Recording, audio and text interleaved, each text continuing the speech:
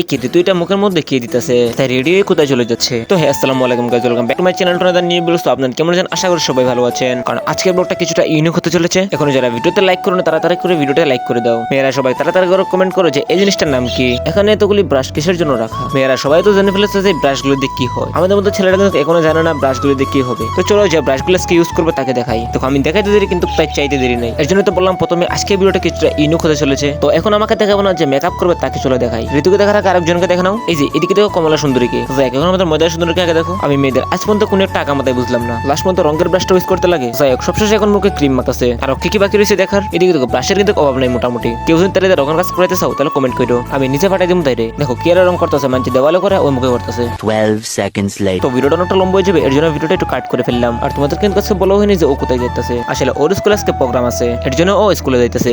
আজকে আমি তো ব্লগটা শেষ করে দিচ্ছি। তো কবে নেক্সট কোনো ভিডিওতে, ততক্ষণ সবাই চ্যানেলটাকে সাবস্ক্রাইব করে দিবে।